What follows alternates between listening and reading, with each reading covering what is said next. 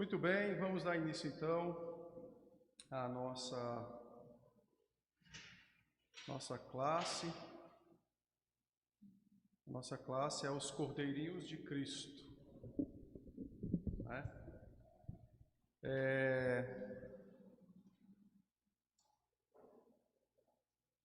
Aí. Dá para ver? Dá, né? Quando você for ler, nós hoje começamos a leitura de Êxodo, né? Depois eu vou pregar em Êxodo. O livro de Êxodo, ele é um livro interessante porque o nome dele, no hebraico, não é Êxodo. O nome dele é nome. Quando você lê no primeiro versículo, né? E estes são os nomes dos filhos de Jacó. Esse era o nome do livro em hebraico. Então, é a palavra que mais se destaca e era o nome mesmo do livro. Aí, quando o Antigo Testamento foi traduzido para o grego pelos estudiosos lá de Alexandria, no Egito, quando eles criaram a Septuaginta, né? Que é a versão dos 70. Então, aí colocou o Êxodo, de saída.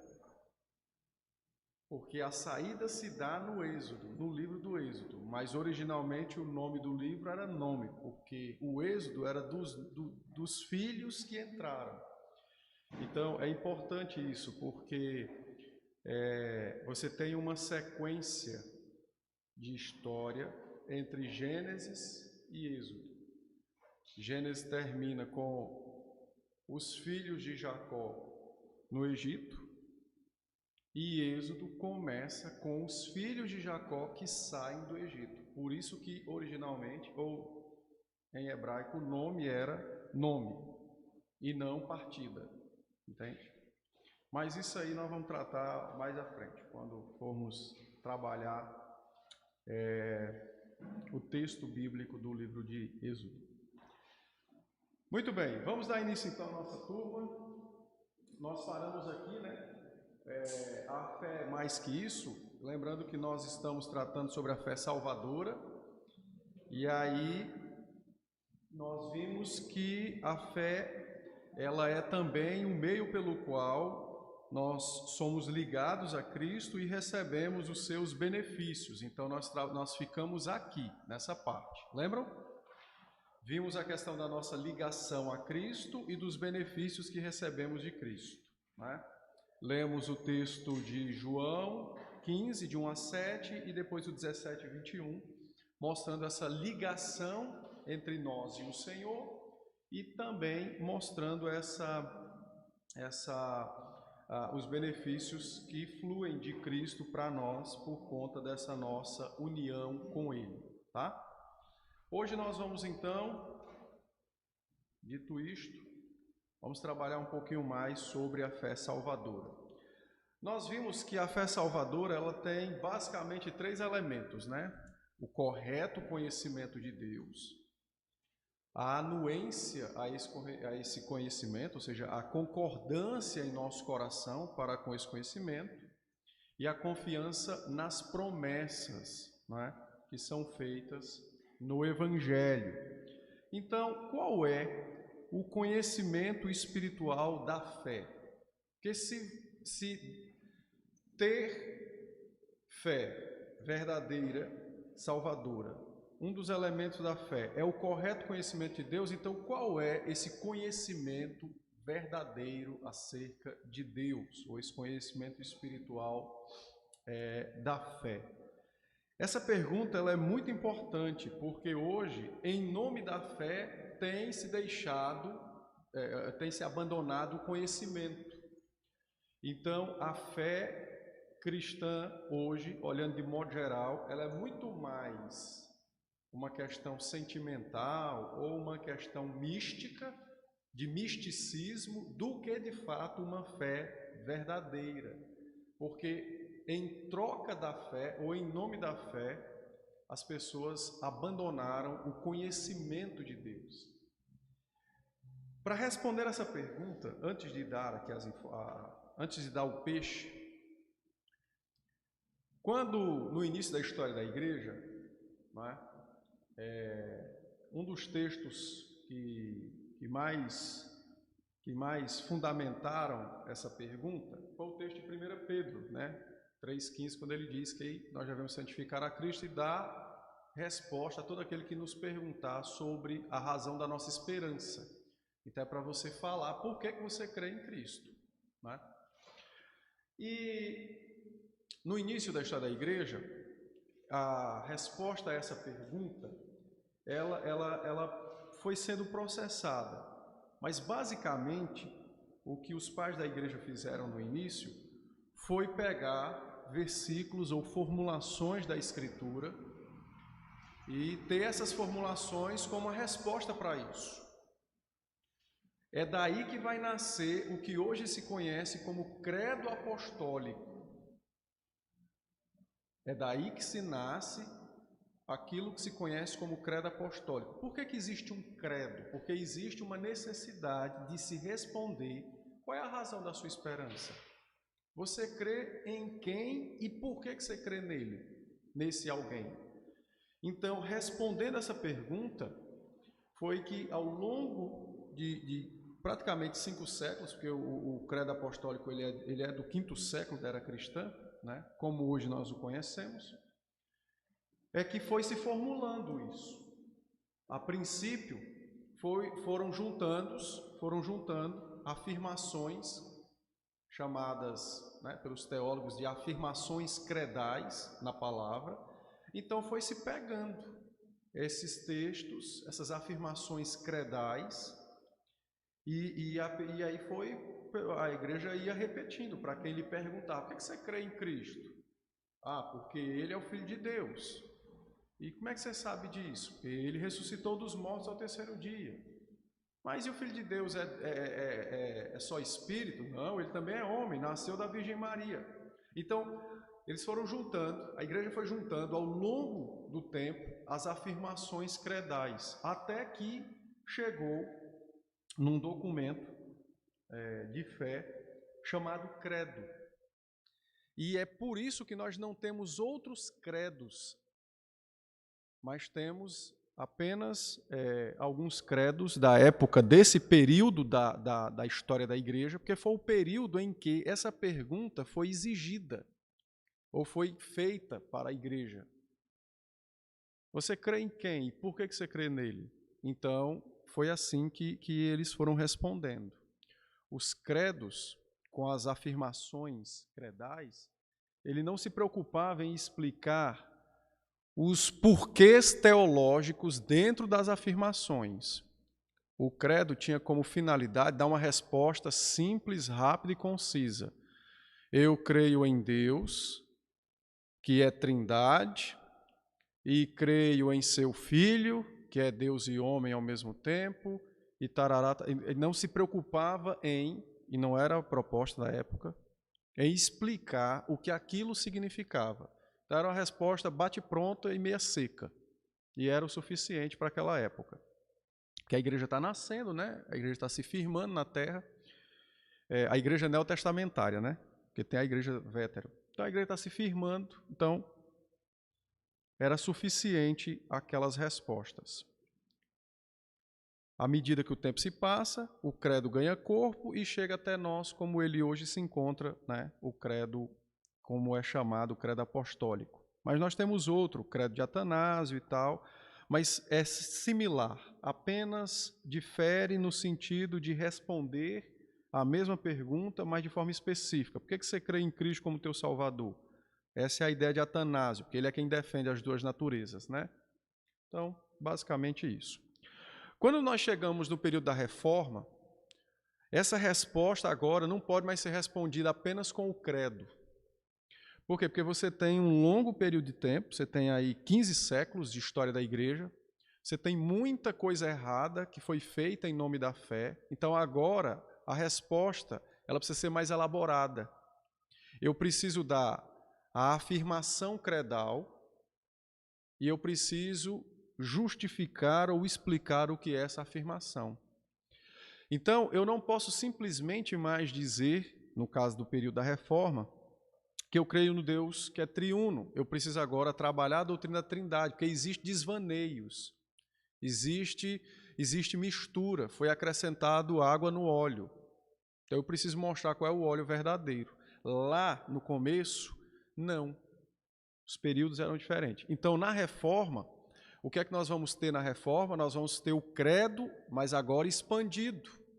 É por isso que na reforma nós temos o movimento das confissões. Aí as confissões são mais elaboradas, as confissões são mais explicativas, são mais profundas. Então você tem confissões. Mas todo mundo alcança o conhecimento que está numa confissão? Mais ou menos. Então, por isso criou-se os catecismos, que são as confissões de uma forma mais didática. Diga-se de passagem que Lutero criou o seu primeiro catecismo para ensinar o povo a ler, porque quase 90% do mundo da época, né, na Europa, era analfabeto, né? Analfa de pai e beta de mãe, né? Então, ele criou o catecismo também com o intuito de ensinar a ler, de ensinar o básico, né? Bom, então, catecismos e confissões do período da Reforma, porque a resposta é mais elaborada, né? Ela precisa ser mais alongada. E hoje, como é que essa resposta a essa pergunta deve ser feita?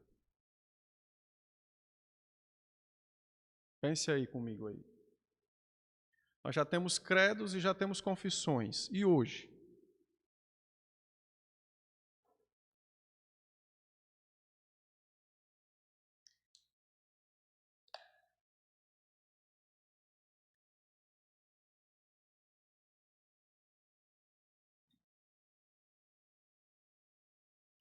Nada?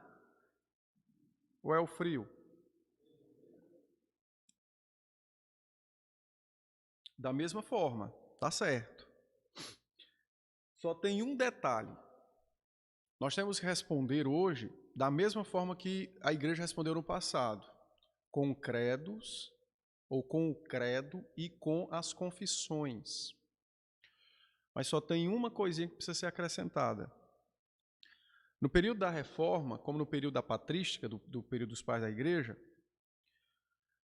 eles tinham uma sensibilidade que se perdeu ao longo do tempo, que era a sensibilidade de aplicar na vida pessoal aquela doutrina, aquela verdade.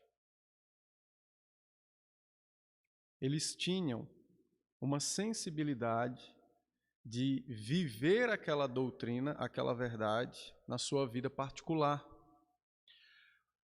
Conta-se uma vez que estava numa estalagem, né, numa hospedaria, e aí tinha uma mocinha, uma mocinha que era, isso aí no período da Reforma, né? Uma mocinha, ou não era numa estalagem, eu vou lembrar onde era para dar a informação mais precisa, mas tinha alguns pastores conversando nesse local e tinha uma mocinha lá que estava trabalhando, né? Seria uma garçonete. E essa mocinha, ela era crente, né? Ela era uma puritana. Aí o pessoal conversando e tal, e perguntaram para ela sobre aquele texto quando Paulo disse, orai sem cessar. 1 Tessalonicenses 5, 18 ou é 22? Eu toda vida confundo. Eles conversando e tal, minha filha, para você, o que é orar sem cessar? E ela deu uma resposta que correu o mundo. Para quem conhece a resposta, né? Porque muita gente que não quer mais ler o que passou, então não conhece. Ela disse assim, para mim, orar sem cessar é quando eu estou varrendo o chão, eu digo, Senhor Jesus, assim como eu tiro a sujeira desse chão, tire a sujeira do meu coração também. Quando eu estou lavando a louça, eu também digo, Senhor Jesus, assim como eu estou higienizando, minhas palavras, né? Ela disse outras, assim como eu estou higienizando, limpando esses talheres, essas louças, lava minha alma do meu pecado. Quando eu estou servindo as mesas, então eu digo, Senhor Jesus, assim como agora eu sirvo o alimento a esses homens, sirva o pão dos céus a mim também. Então ela aplicou a doutrina da oração a todos os momentos da vida. Estava varrendo, estava lavando, estava servindo, se tivesse dobrando roupa, ela aplicou. Então, essa sensibilidade tem nos faltado hoje, a de viver a doutrina em todos os momentos da vida. Então, o que é que nós temos hoje? Nós temos um abismo entre a Bíblia e a vida prática. Nós temos um abismo entre a Bíblia e as confissões, entre a Bíblia e o credo. O povo diz assim, eu creio que Deus dirige todas as coisas. Deixa chegar uma doença para nós ver se crê mesmo que Deus dirige todas as coisas. A prova está aí, a pandemia está aí. A pandemia desmascarou. Ou Deus ou o povo, né? Eu ainda não sei. Estou fazendo uma ironia, né? Porque eu sei. Né?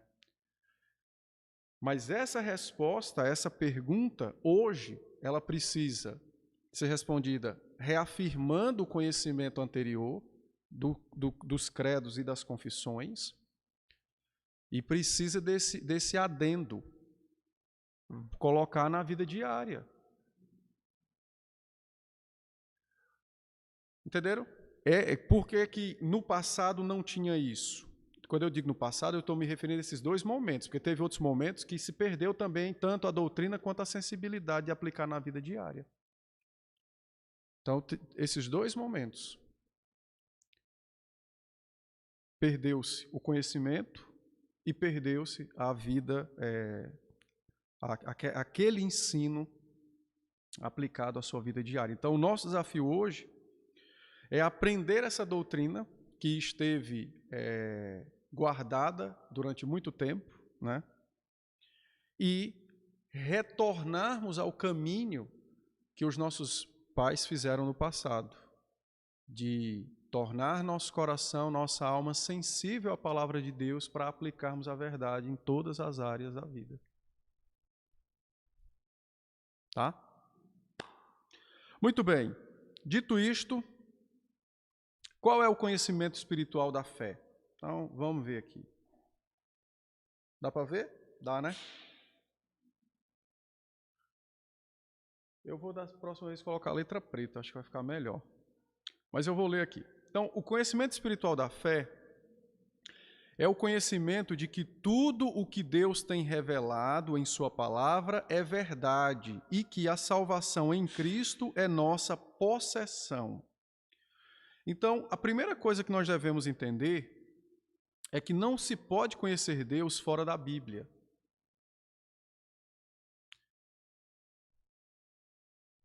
Ainda que Deus tenha se revelado na natureza, na criação, mas por causa do pecado, eu só conheço Deus verdadeiramente na natureza quando eu o conheço através da Bíblia. Entende? Sem a Bíblia, o Deus que se revelou na criação, para mim, vai ser um ser diferente do que está aqui, por causa do pecado. É por isso que você tem pessoas que adoram plantas, adoram animais, adoram pedras. É por isso que você tem pessoas que depositam toda a esperança da alma deles no vento, nas estrelas, na lua e por aí vai. Por quê? Porque não conhece Deus a partir da Escritura. Então, ele fica maravilhado com o conhecimento de Deus revelado na natureza. Mas porque ele não conhece quem fez a natureza, então ele atribui que a natureza é Deus. Entende? Então, a primeira coisa é essa. Tudo que Deus revelou em sua palavra é verdade. E se eu fosse trabalhar só esse tema, isso aqui daria pano para muita camisa. Porque tem muita mentira que os crentes têm acreditado, desconfiando da palavra de Deus. Não é? Tem muitas mentiras aí que a igreja tem abraçado, porque não crê que o Senhor Jesus Cristo revelou verdadeiramente sua verdade na palavra. Né? Bom, então está aqui os textos, os irmãos vão ler, 1 de Pedro 1, de 7 a 9, e Hebreus 11, de 1 a 3. Eu vou ler Pedro, eu gosto muito desse texto de Pedro, porque Pedro foi muito realista num detalhe aqui.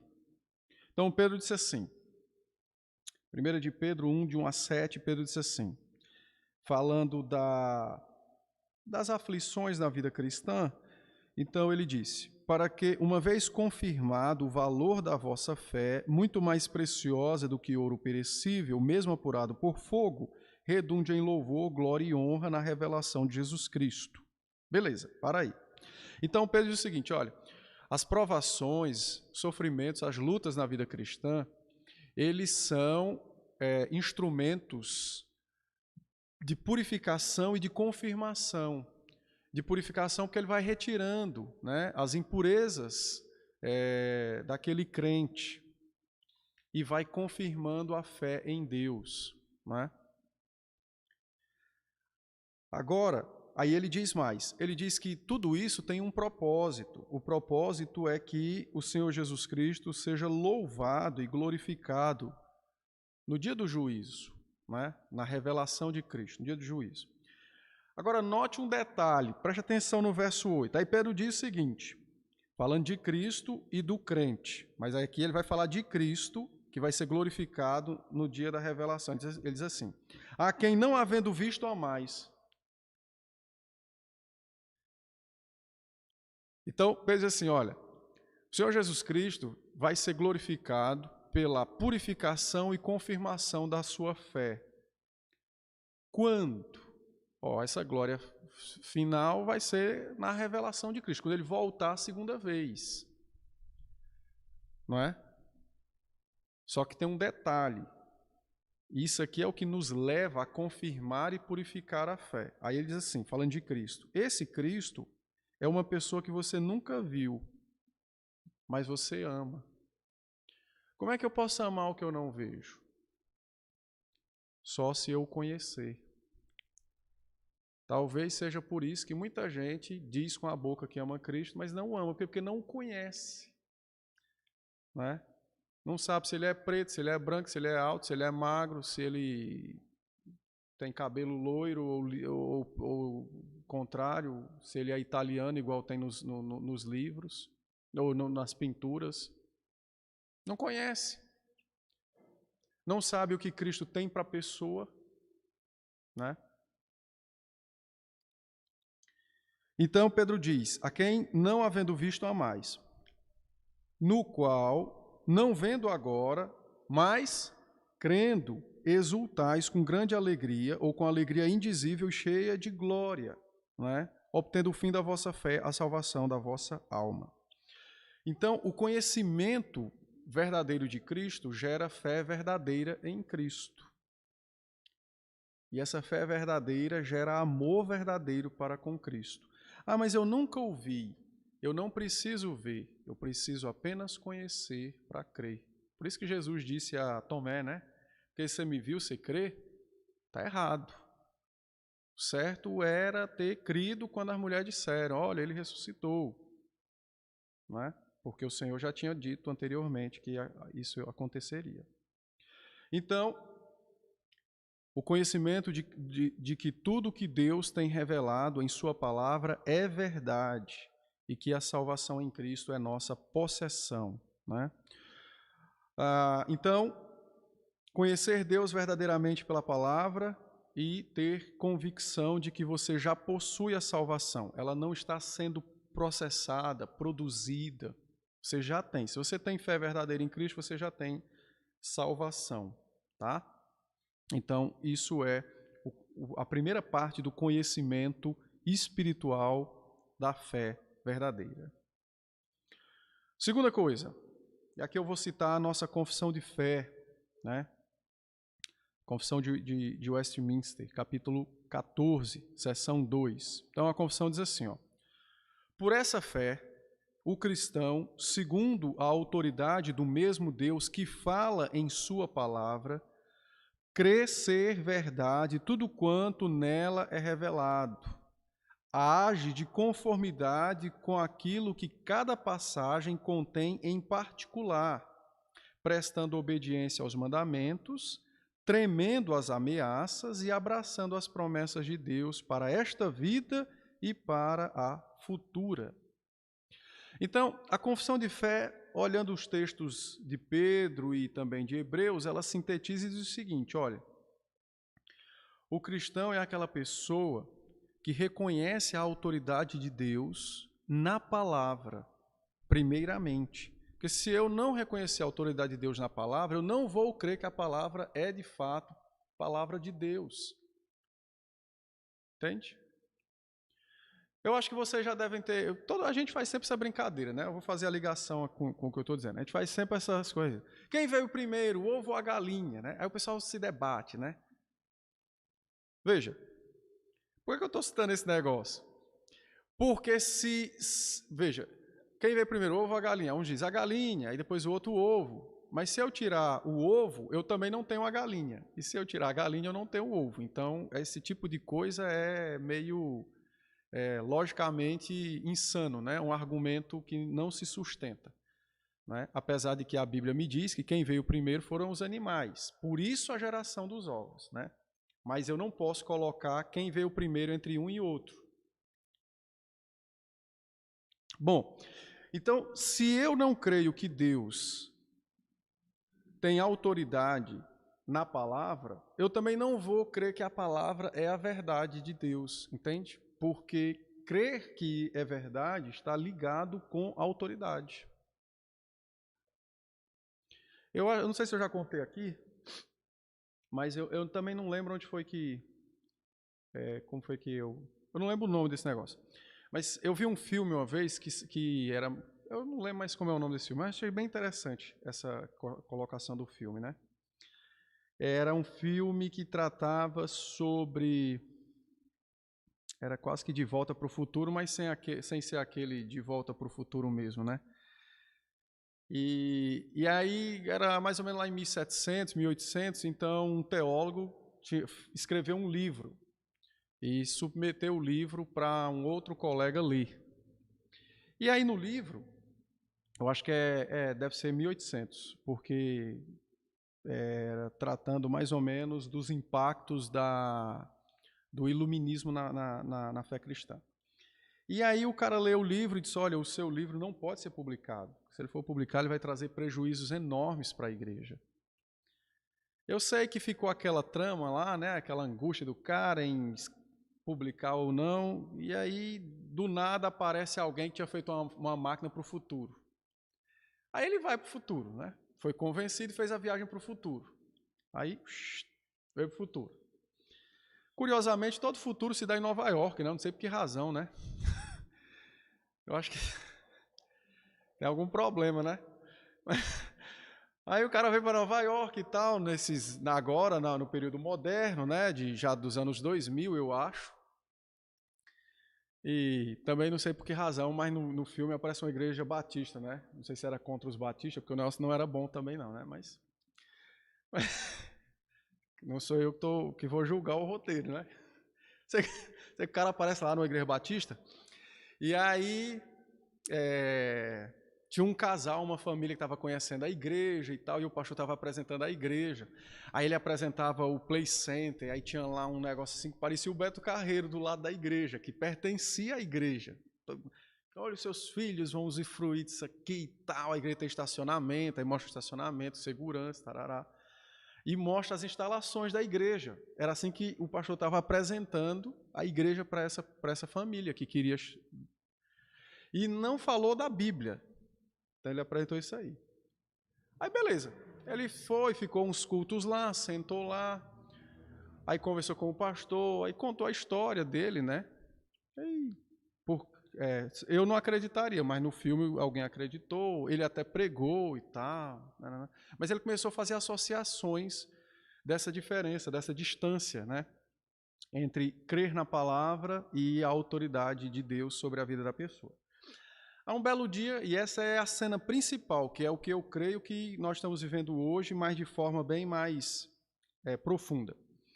Aí ele senta lá um dia no Central Park, sentou lá num banquinho lá, com o sanduíche entre as pernas, ele juntou as pernas, colocou o sanduíche e foi orar. Aí um menino foi e roubou o sanduíche. E quando ele disse amém, aí olhou, não viu nada, levantou os olhos e o menino estava correndo. Aí ele foi e correu atrás do menino. Correu, até que achou. Aí tomou o sanduíche de volta e disse para ele, você não sabe que isso é errado? Aí o menino que roubou disse, quem foi que disse que era errado? Aí foi quando ele parou e percebeu, porque o livro que ele escreveu era segundo o iluminismo, né? Deus se ausentou e deixou cada um ver por si, com as leis naturais. E aí foi quando ele parou e percebeu a gravidade do seu conteúdo. Aí ele volta e queima o livro e tal, prefere não publicar. Bom, é exatamente isso que eu creio que nós estamos vivendo hoje.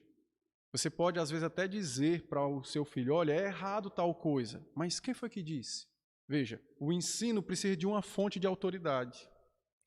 O mandamento não pode subsistir se não houver quem lhe dê sustentação.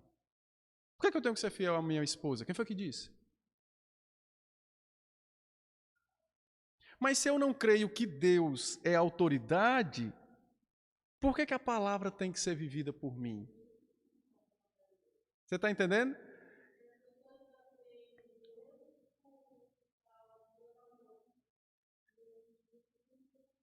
Eu acho que até no Deus que cura também hoje está meio difícil. Mas o que eu quero mostrar é o seguinte, não há como crermos na palavra se tirarmos a autoridade de Deus da palavra.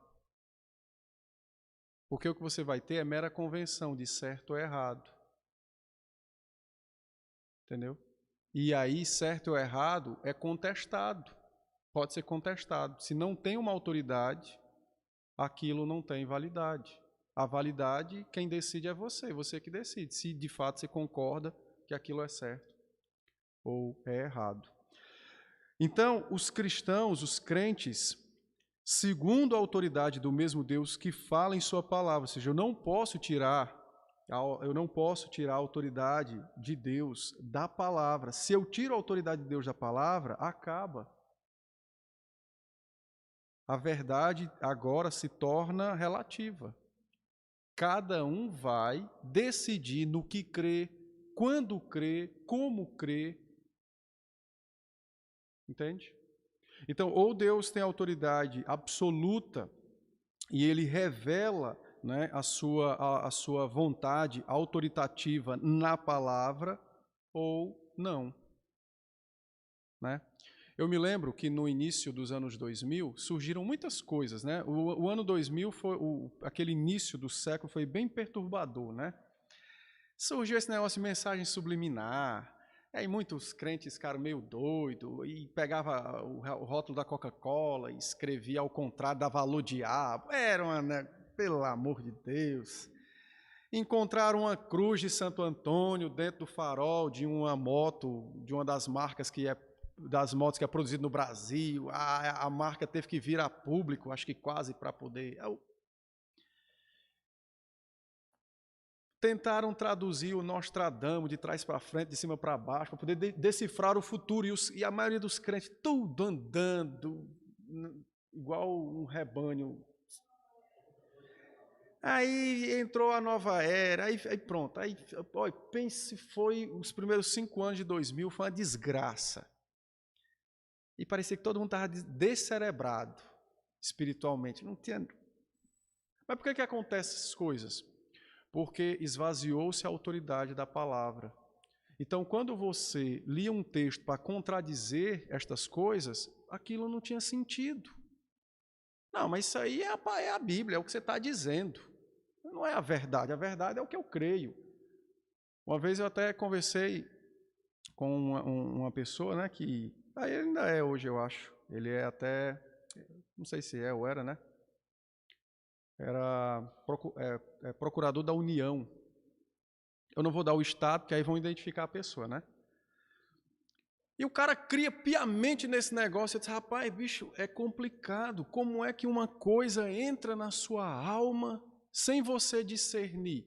Se for assim agora, a igreja pode se utilizar disso, vai converter o mundo inteiro. Botando mensagem subliminar no mundo, e daqui a pouco o cara dorme incrédulo e acorda crente. Pronto, que bênção. O Espírito Santo pode tirar férias e ir para Cancún passear, porque ele tem trabalho para caramba. É só usar o método da mensagem subliminar. Mas eu estou dando esse exemplo para mostrar que o grau de conhecimento ou de intelectualidade não muda muito quando você tira ou esvazia a autoridade da palavra. Entende? Aí mostrava os filmes, né? Aquelas placas assim, os outdoor das empresas. Mas eu estou vendo a placa da samba. E por que isso aí passou despercebido? Não, isso é mensagem subliminar, é para despertar a fome. Mas, cara, eu estou assistindo meia-noite, tu acha que tu não vai ficar com fome, não? Eram umas coisas assim, eu também não sou muito certo, né? Eu acho que eu sou de outro século, né? Se fosse espírita, talvez eu cresce na reencarnação, né? Eu talvez estivesse vindo lá dos anos 3000, alguma coisa do tipo. É umas coisas assim tão absurdas que o povo cair assim.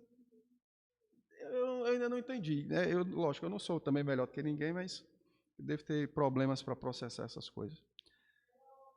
As coisas assim.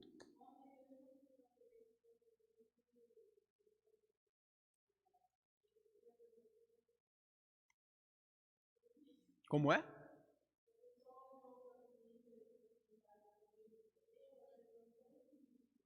Mas, rapaz, que coisa boa, né?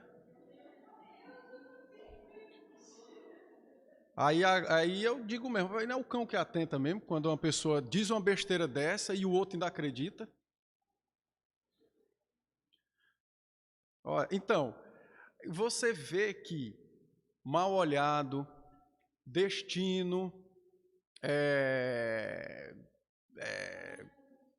pensamento positivo, tudo tem mais poder do que Deus para determinar a sua vida.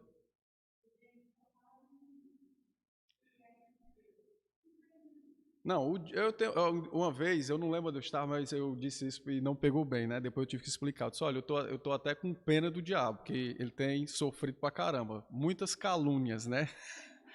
Ele é o caluniador, mas ele tem sofrido muitas calúnias, porque tudo é ele. Dê um espirro, é o espírito do espirro, né? E assim, então tem isso também.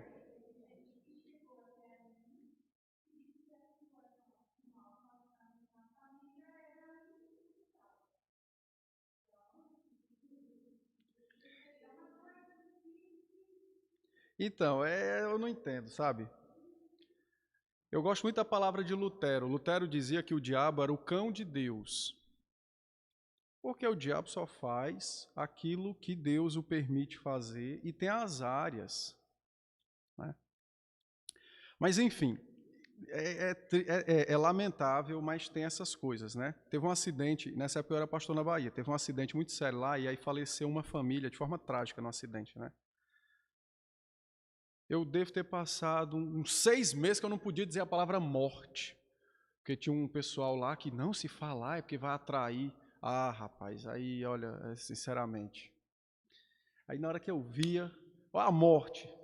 Não, eu não fazia isso, né? Para não ajudar eles na fraqueza, né? Mas eu tive que trabalhar esse assunto na igreja, porque se você tinha gente que vivia, se você falasse é porque chama, né? Atrai, né? É um negócio, rapaz, que eu vou te contar, viu? É um paganismo danado.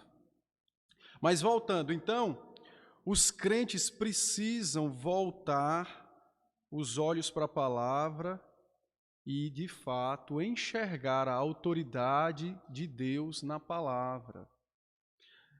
Se eu tirar a autoridade, eu tiro a verdade da Escritura ao mesmo tempo. Verdade e autoridade andam juntos. Então, por exemplo, por que eu digo para os meus filhos que mentir é pecado e não é errado? Porque a Bíblia não fala que é errado, ela diz que é pecado. Ela traz uma qualificação maléfica para aquilo. Errado é você jogar lixo no chão. Não tem um texto que trata de jogar lixo no chão. Né? Isso eu estou falando do ambiente doméstico. Né? Quando a gente for falar do mandato cultural, aí tem, né? Mas isso é errado. Errado é eu vestir a camisa ao avesso, porque não vai causar mal nenhum, a não ser que alguém vai ver e vai dizer assim, ó, ou é uma nova moda ou ele não é certo do juízo, mas não vai ter mais nada. Entende? Mas quando eu começo a diminuir o que Deus não diminuiu, então eu estou tirando a autoridade da palavra. Porque aí eu diminuo também o alcance da verdade. Então, mentir não é mais pecado. Mentir já só é errado. Não, não é errado. É um pecado.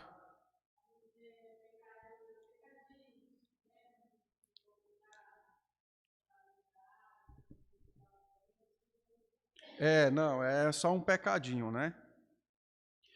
Então, autoridade e verdade estão juntos. E por isso que isso faz parte do conhecimento da fé verdadeira. Porque se eu creio verdadeiramente em Deus, então Ele tem autoridade na minha vida. Por meio de quê? Da palavra. Entende? Por meio da palavra. Muito bem. Note que a confissão prossegue e diz mais. Aí diz o seguinte, que esse crente crê ser verdade tudo o que está revelado na palavra, né? Age de conformidade com aquilo que cada passagem contém em particular. Ou seja, isso é um princípio hermenêutico de interpretação. Os crentes, por crerem na verdade da palavra, eles vão se deter em conhecer essa verdade e aplicar essa verdade à sua própria vida. Então, eles vão olhar as passagens, os capítulos, os livros e vão submeter suas vidas ao conteúdo que está ali. Né? O Salmo 23 é o salmo que é mais lido e pronunciado, recitado no mundo pelos crentes. Né? O Senhor é meu pastor. Olha, essa afirmação de que o Senhor é meu pastor, ela exige tanta coisa. Primeiro, ela exige controle do pastor sobre a ovelha. Aí já quebra meio mundo de coisa, né? E já quebra um monte de coisa. E tem um detalhe no Salmo que diz assim, né? Que ele me conduz pelo vale da sombra da morte. Quem é que quer passar por esse vale? Ninguém quer passar por esse vale. Ao menor sinal de perigo, abandona já o pastor e faz igual os times de futebol do Brasil, né? Tenta mudar por outro pastor, né? Para ver se melhora a situação. No Salmo termina dizendo que bondade e misericórdia me seguirão. Né? Estarão constantemente, me acompanharão, me seguirão. Está lá no meu calcanhar. Deixa as coisas ficarem ruins para ver se as pessoas continuam crendo que Deus é bondoso e misericordioso. Deixa morrer alguém para ver se Deus continua sendo bondoso e misericordioso. Então, nós precisamos... Eu estou falando assim, dando esses exemplos bem drásticos, mas nós podemos ter momentos de fraqueza e voltar novamente à fé. É só para mostrar que, se eu tiro a autoridade, eu esvazio a verdade da palavra, então eu não consigo colocá-la em prática na minha vida. Né? Aí diz mais a confissão. A confissão diz que os crentes, eles obedecem aos mandamentos, né? Então nós temos um código ético moral que devemos obedecer, né? E isso é a vida de retidão que a palavra exige. Nós devemos tremer às ameaças divinas. Então, as ameaças servem para nos mostrar a gravidade do pecado, a beleza da justiça divina, não é? Então, ainda que nenhum crente verdadeiro sofra o inferno por causa dos seus pecados, mas ele vai sofrer as consequências aqui. E Deus tem ameaças claras e nítidas para isso, né? Então, os crentes, se eles de fato creem na palavra como sendo verdade de Deus, seus corações devem tremer diante de algumas ameaças, né? E aonde está a nossa esperança e nossa confiança? Nas promessas divinas. Tanto para esta vida, quanto para o futuro. Tanto para esta vida, quanto para o futuro, né? Então, aqui nós temos uma tríade que dá para você observar em cada texto bíblico, tentando aplicar na sua vida. Né? Obediência, temor e confiança. Procura observar essa tríade em cada texto bíblico e você vai conseguir aplicar na sua vida. Então,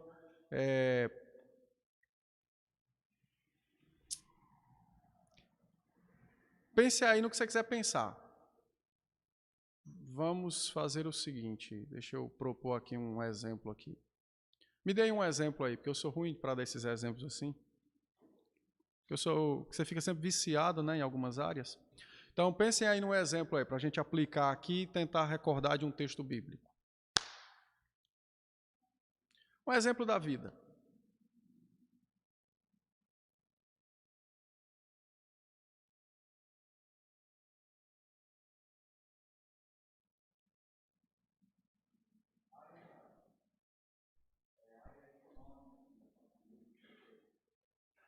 Beleza, vamos para a área econômica.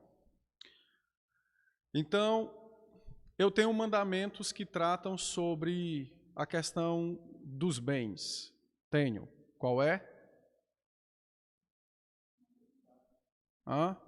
Não cobiçar também, mas tem um outro que trata sobre os bens. Não furtarás. Tá. Ele é qual mandamento na escala de 1 a 10?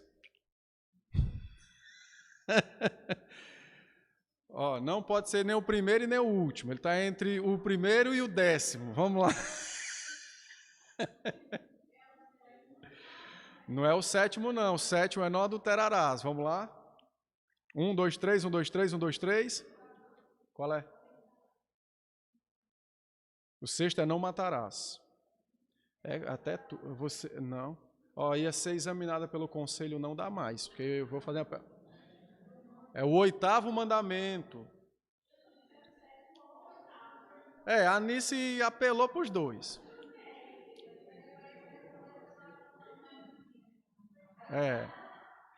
Depois você ensina essa musiquinha aí que a pessoal... Então, no 8º mandamento você tem lá, não furtarás. Então, esse mandamento trata sobre todas as questões financeiras, né? Toda questão que envolva bem-estar financeiro, dinheiro, acúmulo, está dentro desse mandamento. Tá. Então, beleza. Então eu já tenho um mandamento. Aí o que é que eu vou fazer agora? Eu vou aplicar esse mandamento à vida. Ah, pastor, mas eu não sou um ladrão, por exemplo. Beleza, tudo bem, você não está roubando. Então, como é que eu vou aplicar esse mandamento na minha vida? Aí, por exemplo, dentro disso eu posso olhar não cobiçar, porque ele tem um mandamento, mas também está ligado ao outro. A insatisfação, será que entra nesse mandamento de não furtarás? Entra sim. Tem um texto em Provérbios que diz que é melhor um prato de hortaliças onde há amor do que carne onde há ódio. Então ele está tratando de satisfação, contentamento.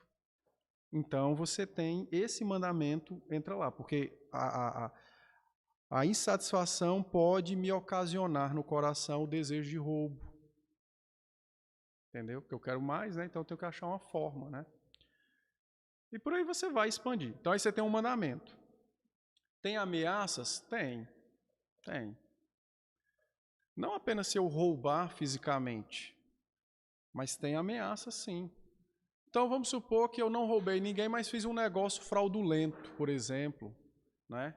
Vendi uma coisa queimada e disse que estava funcionando. Está dentro desse mandamento. Tem consequências? Tem.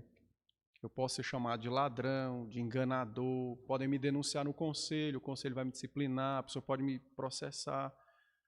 E tem um texto bíblico, né, nos textos de Levítico, quando vai falar de balança enganosa está ligada ao 8º mandamento, que é essa questão de negócios, né?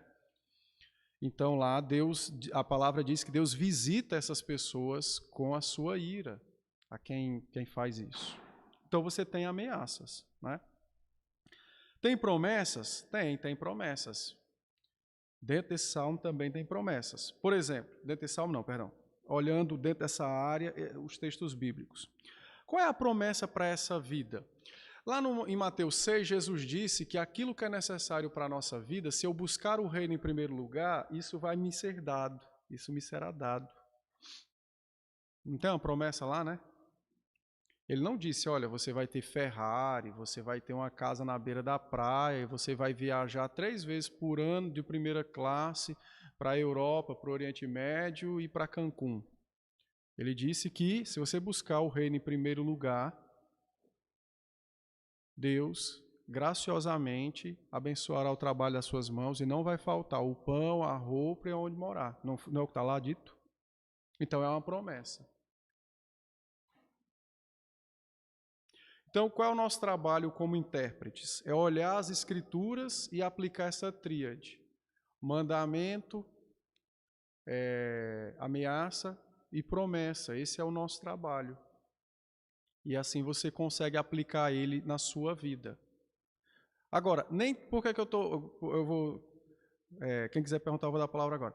Nem todo texto você vai ter um mandamento lá no texto, né, assim, faça isso. Você tem que entender que na Escritura você tem os 10 mandamentos, Jesus resume em Mateus em 2, mas esses mandamentos são a base de todo o restante da revelação. Então, por exemplo, no texto que fale sobre não cobiçar o boi do outro, esse texto também tanto fala do 9º mandamento como do 8º. Ainda que não precise ter lá dizendo, este é um mandamento tal, entende? Então você vai aplicando ele à sua vida dessa forma. A avareza, a Bíblia classifica como idolatria. Então, a avareza primariamente quebra o 1º mandamento. Primariamente. Porque, às vezes, o que acontece? Às vezes, o desejo por possuir as coisas não necessariamente significa o fato apenas de ter as coisas, mas é a confiança que se deposita nela. Então, quanto mais eu tenho, mais seguro estou. Aí quebra o 1º mandamento.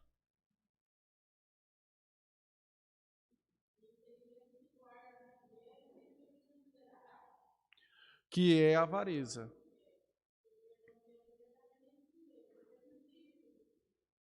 Ele não usufrui, exatamente.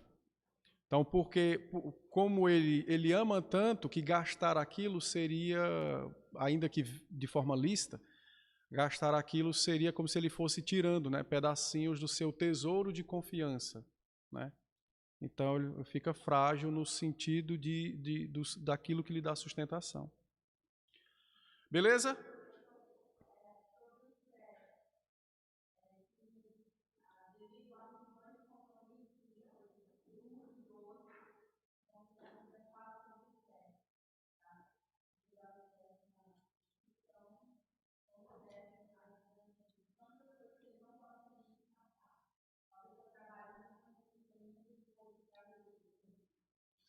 Olhe, boa pergunta. Lembram de um texto, eu não vou lembrar a referência agora, mas eu vou dizer o texto de cor. Lembra de um texto que foi dito por Salomão dizendo assim, há tempo para tudo. Esse texto trata disso. Porque o que acontece hoje? O estresse da vida moderna, olhando a vida de um crente, é porque ele se deixou levar por uma agenda que lhe foi entregue por outros, quando, na verdade, ele deveria entender que há tempo que Deus estabeleceu para tudo. Lógico que, ainda que tendo a agenda, você não vai viver de pernas para o ar. Entretanto, você não vai sofrer com o estresse que sem essa agenda que você sofreria. Há um outro texto interessante também sobre isso, que aí você pode fazer uma ligação com ele olhando esse assunto, né? Deixa-me lembrar aqui para dar certinho. Mas tem esse aí de Eclesiastes.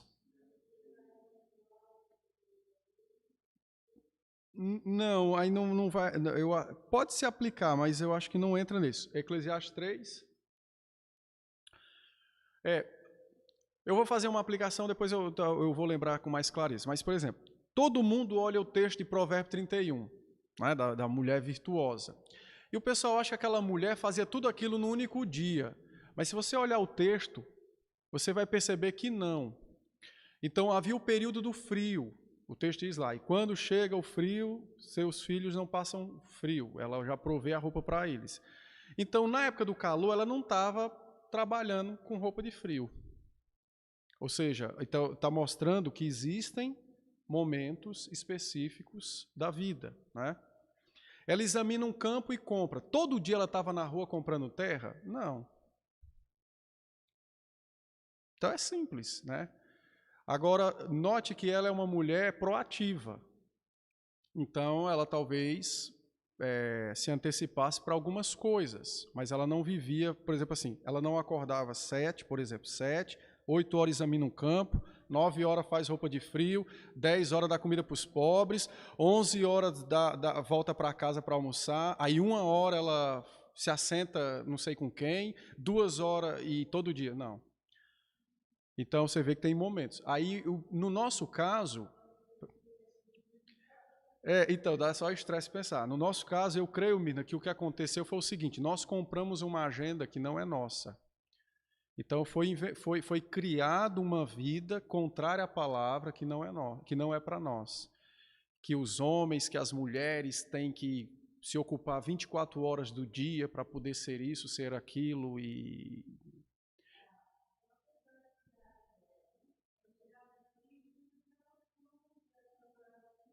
curtir.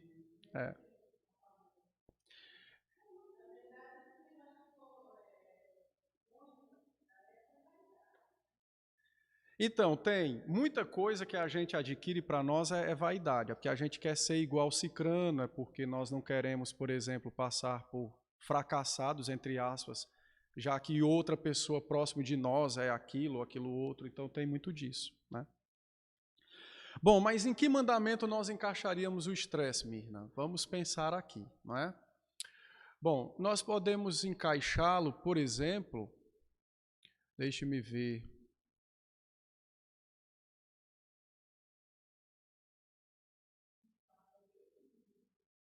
Podemos, sim, tem, mas tal.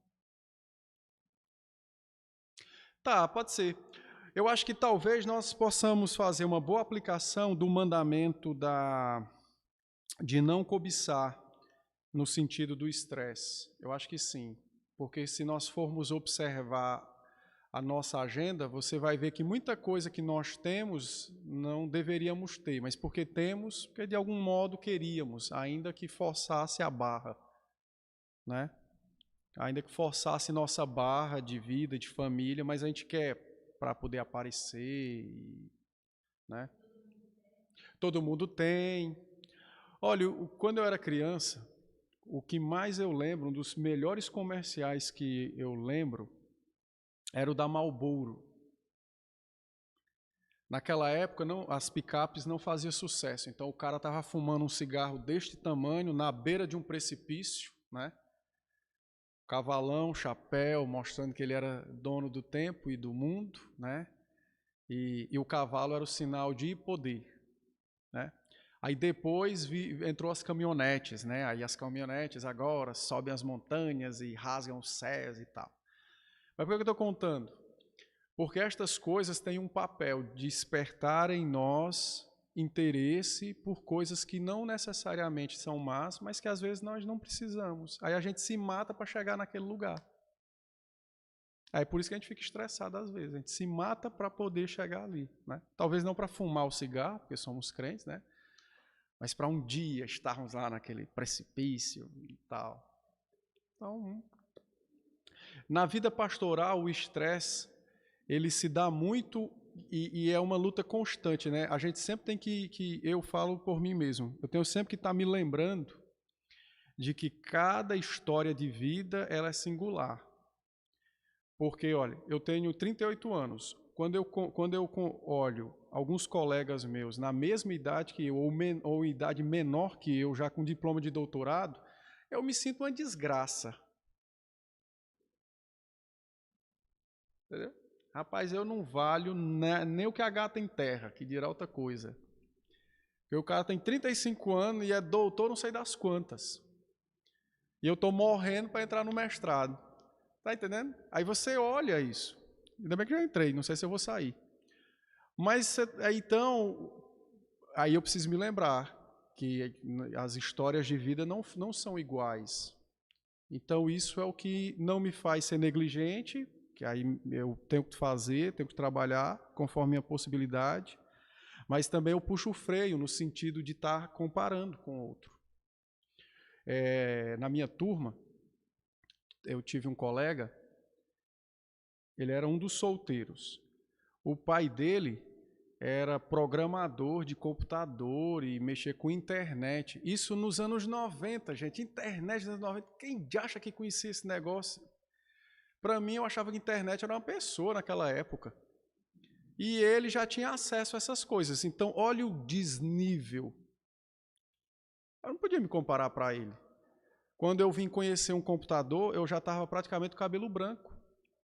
E ele praticamente nasceu com um teclado nas mãos. Então, o que acontece? Quando entrava nessas áreas, ele deslanchava. Aí já pensou, e eu morrendo aqui, aí eu vou me comparar a um cara desse, eu ia ficar doido. É por isso que às vezes a gente se estressa tanto, porque a gente faz comparações que são injustas conosco e com Deus, porque a vida não foi dada igual para todo mundo. Então eu acho que o mandamento da cobiça é o que talvez consiga abarcar bem essa área e nos ajudar a lidar bem com isso, né?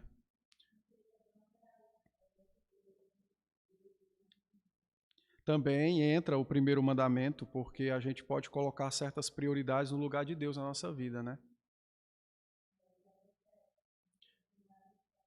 Não é o certo e você tem que trabalhar para conseguir, né?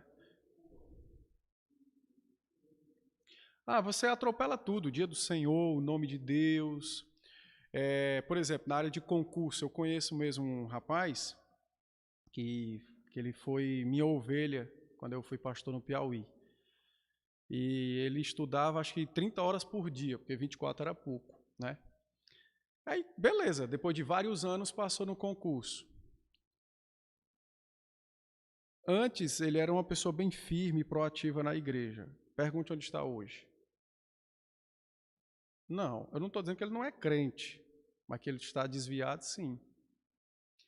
Porque ele passou vários anos da vida se distanciando de Deus. Aí passa num concurso e vai para uma cidade que não tem nenhuma igreja.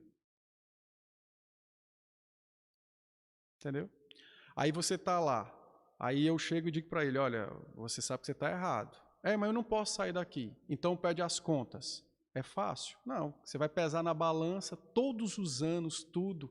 Então entra a questão do ídolo, como você falou.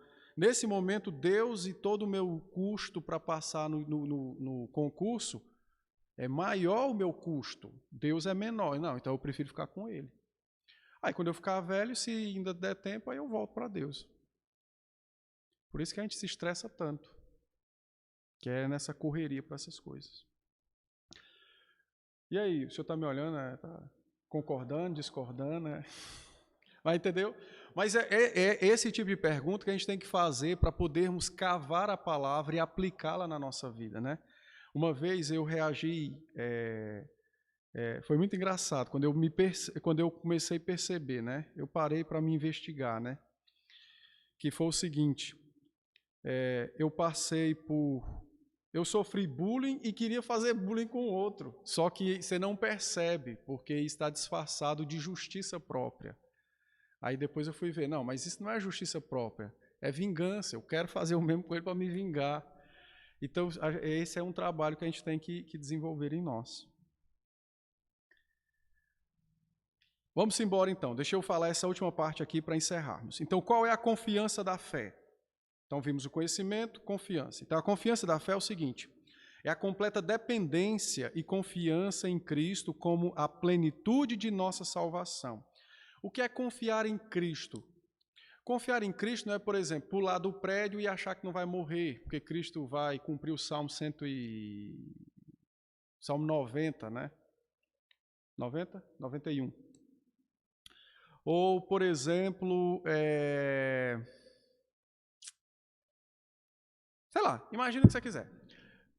Confiar em Cristo implica, de fato, depender dele como sendo a plenitude da minha salvação. Ou seja, eu nunca farei algo para me salvar.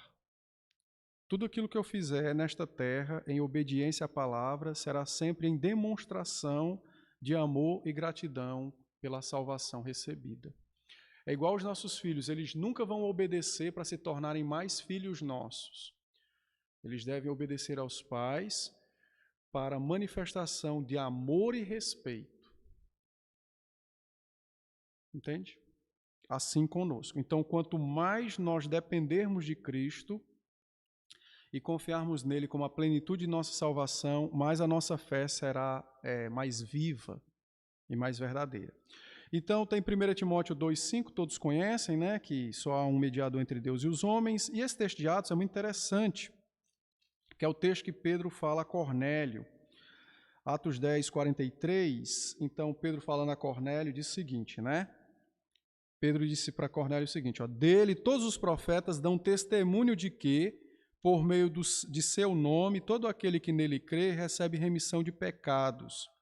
Então, Pedro está falando a Cornélio, olha, o Cristo que eu vos anuncio foi o Cristo anunciado no Antigo Testamento. E esse anúncio consiste em todo aquele que nele crê tem perdão de pecados. Né? Aí, depois disso, Cornélio se converte. Então, essa é a nossa confiança. Confiança da fé é isso. Confiar em Cristo como a plenitude de nossa salvação. O Catecismo de Heidelberg nos auxilia nessa questão. E aí eu vou ler aqui o que diz o Catecismo, né?